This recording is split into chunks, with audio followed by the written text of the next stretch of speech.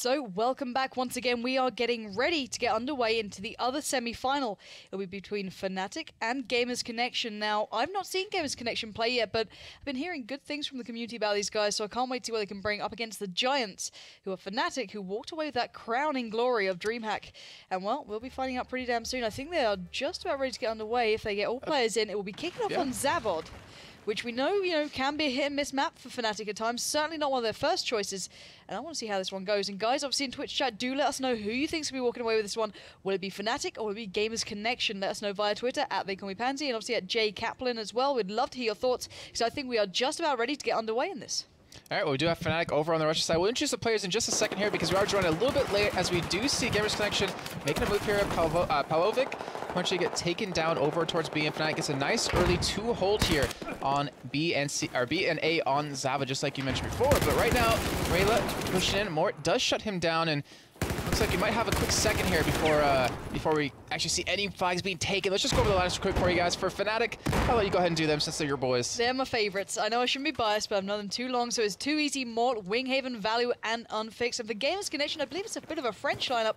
Why don't you try and say their names? Well, it looks like we have Fraud, Palovic, Zia, Jika, and Rayla here over on their side. Just like I said before, we've heard a lot of good things about them. We've seen a lot of good results as well. I mean, they took down Yoki, who beat Eyeballers 2-1. That was no easy feat, as well as Ender Griffin. So we have high hopes for them, and right now, obviously it's too early to tell how things are going. Yeah, but it looks like Value's aim is still as strong as ever. Does manage to pick up the kill on Fraud there, and they have retained that hold on the C side. Currently, they've got a triple lockout. Going to be leaving A for a second, and you can see already the adaptation from Fnatic coming around, expecting the rotate towards possibly the C side, knowing those respawns very well.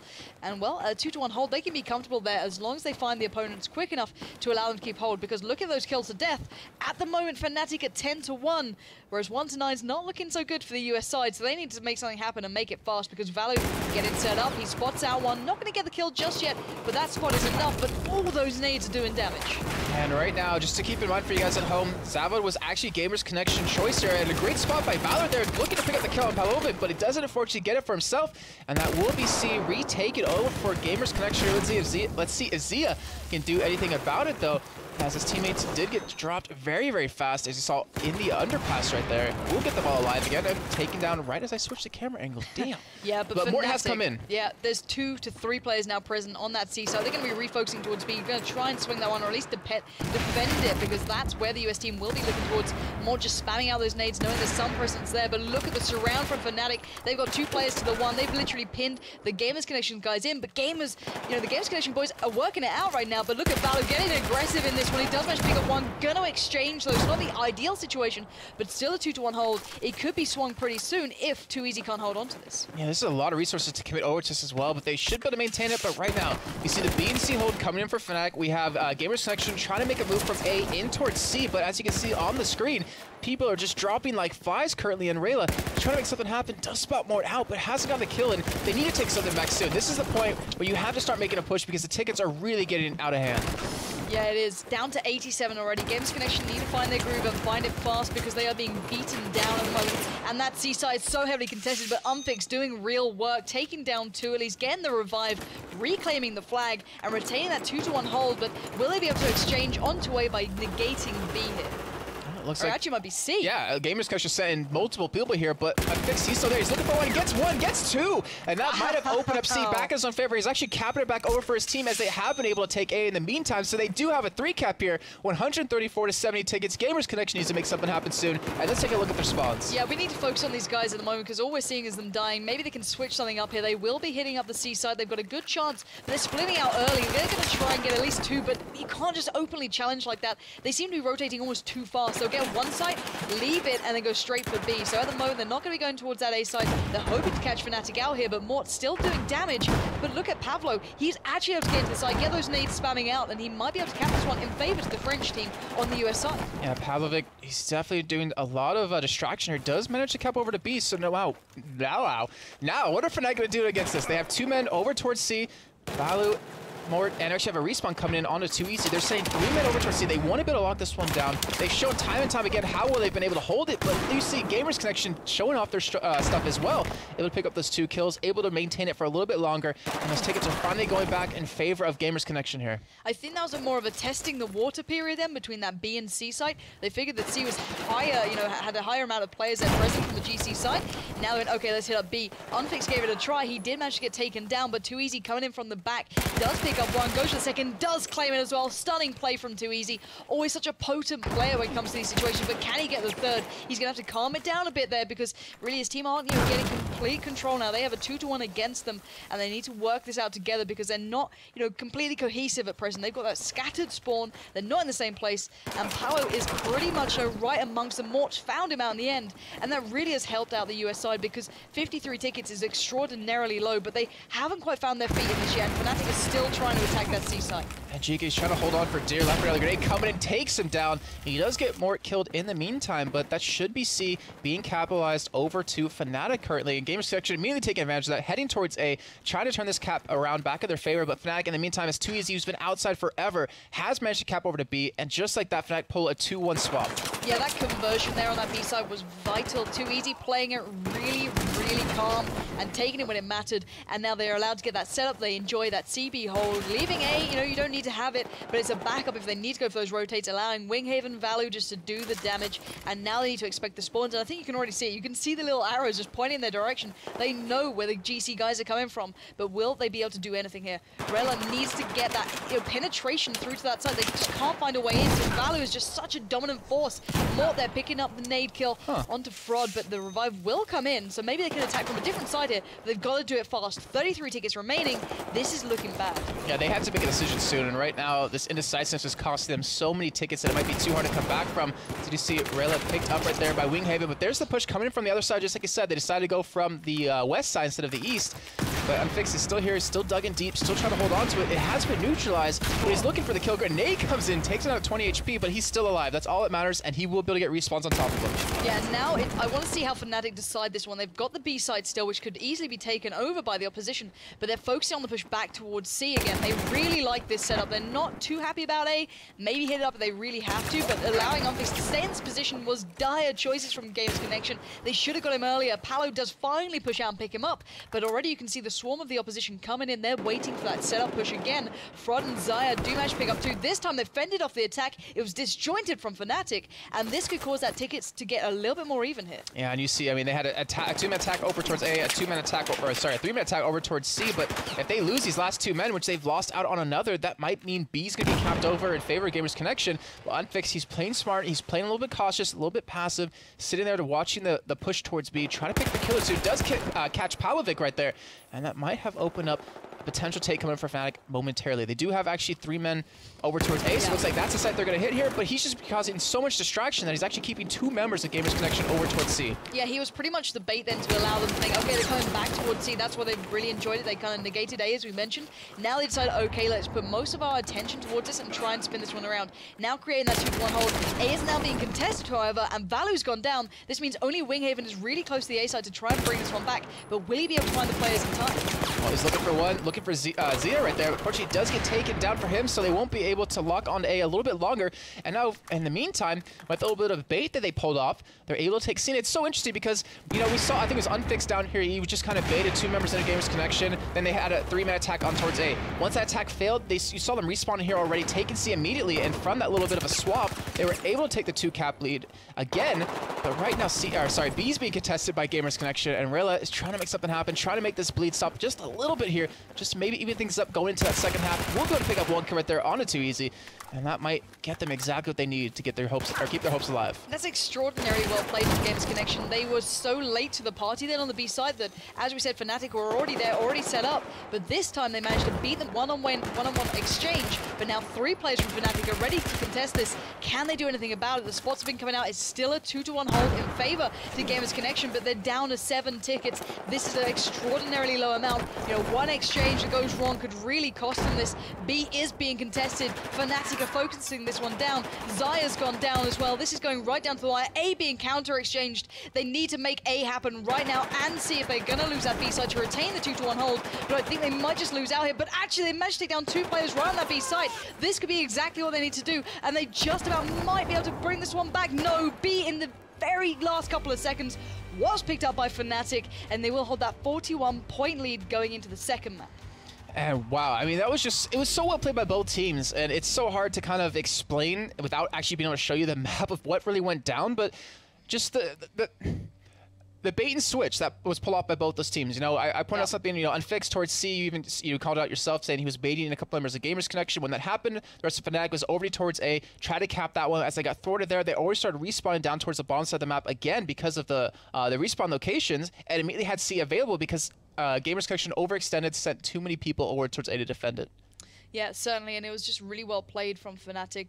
Winghaven not having the best of games, they're 5-11 for him, but the rest of Fnatic playing very well individually. Gamers Connection holding their own as well after a very shaky start of a 10-kill, deficit pretty much. They got absolutely demolished. Decimated was the word I was going to go for. But yeah, they brought it back eventually, hitting the 11s, you know, to 10s, to 12s, to 8s. Not bad play individually, but still, I think they need to kind of work this one out a little bit better. Once they got a good 2-1 hold, they were fine.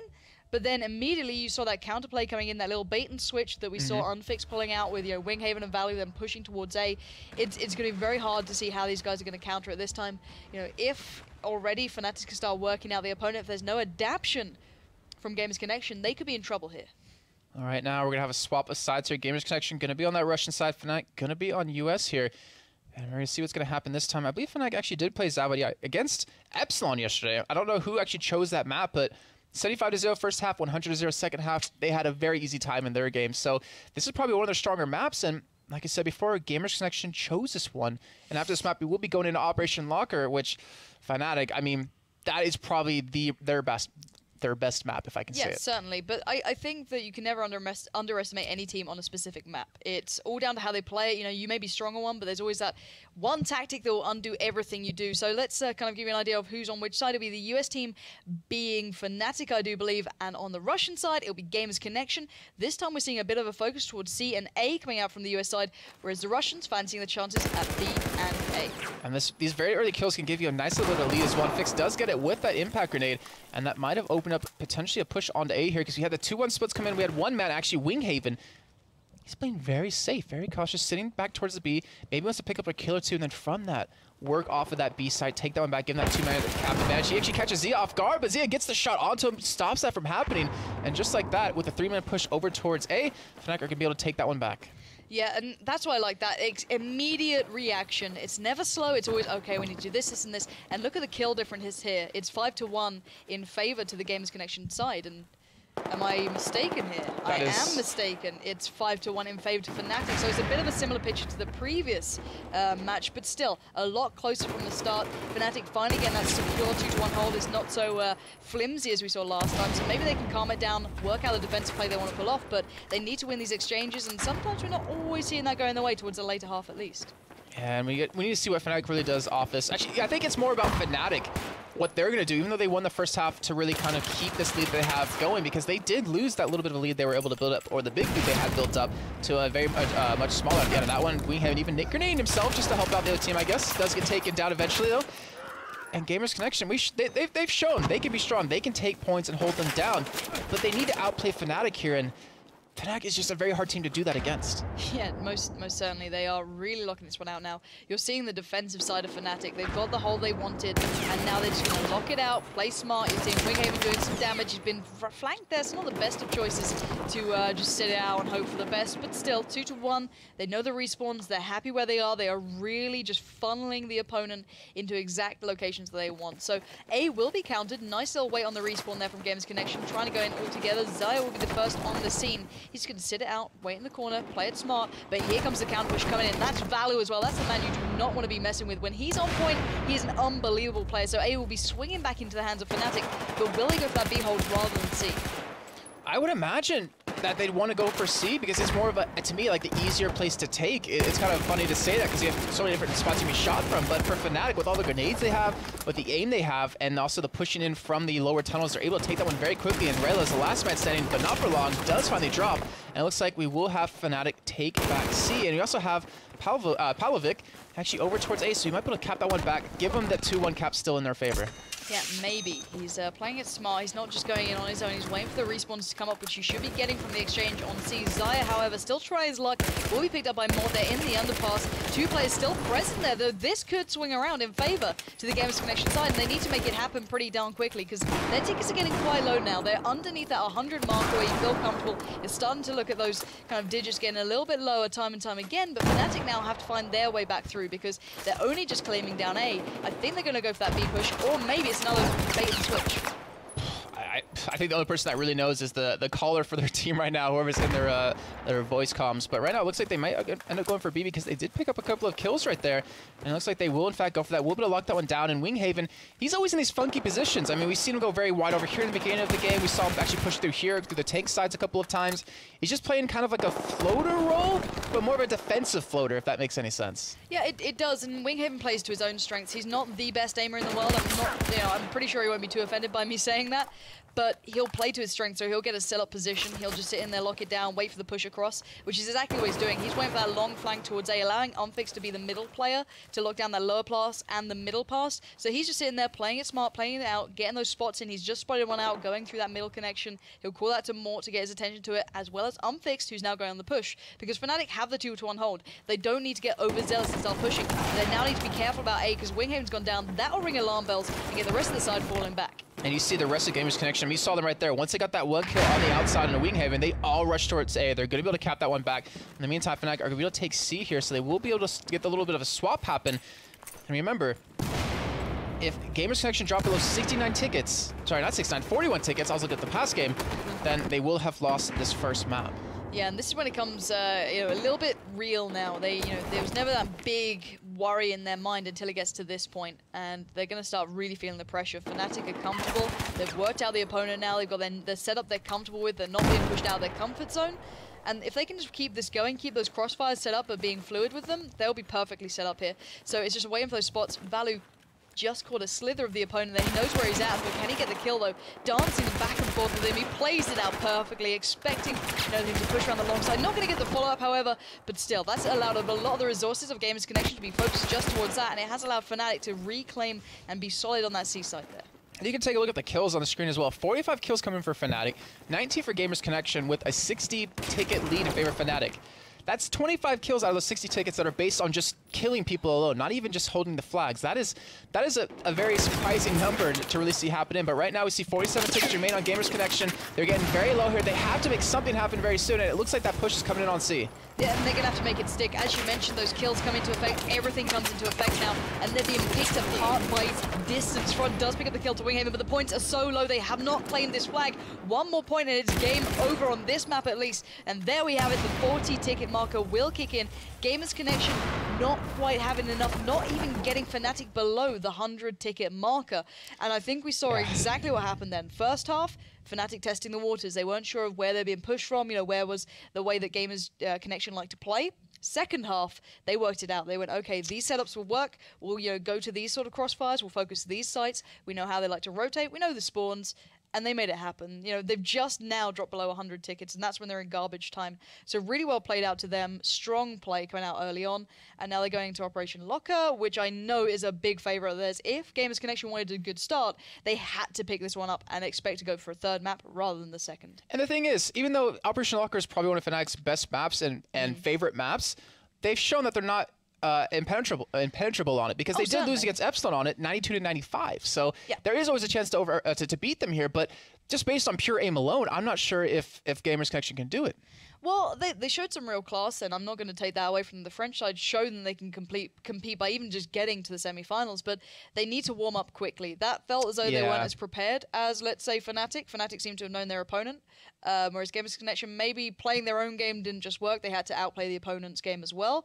Maybe they have a little bit more of that on Operation Locker, because most people know what Fnatic do on that map. When I used to spectate them and I was watching them practice, sitting on their comms, they were very much to the point of we do not want people working out our strategies yet. But you get to this point in competition, everyone's going to know them by now. You play it a couple of times, you test out these strategies, it'll happen. Dingtoss versus Meet Your Makers. I mean, we saw was it Jerk who actually runs through the side, goes into underground every single time on Dawnbreaker. Yeah. But Meet Your Makers knew that. They set one man there, killed him, and then worked off of that. It's all about the knowledge into the second map, and I'm really curious to see if it's actually going to really pay off for them.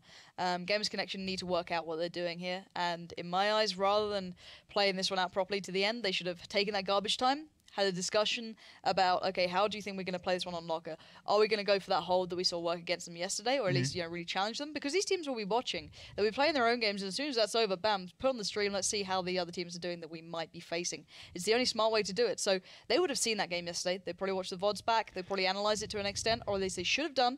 And if they have, they might have a good idea of how to counter Fnatic. If they didn't, we're going to see that rather, become apparent, because Fnatic are very strong in this if they're not contested in their own game style. I think the big thing about Fnatic's whole game style on that map, revolved around Too Easy, who was the floater. He was the guy playing middle most of it. And the thing was, if he was allowed to do what he wanted, he just shut Epsilon down. Or sorry, in the game yesterday, he shut Epsilon down very well. And the thing is, Fnatic didn't even focus on C. They didn't really care. If they could take it, they went for it. But they really wanted to hold on to A and B for a majority of the part. And then eventually, if they did get to the point where they just couldn't hold on A or hold on B, they sent one man C, took that one, and just held down one of these lines with the help of Too Easy. And I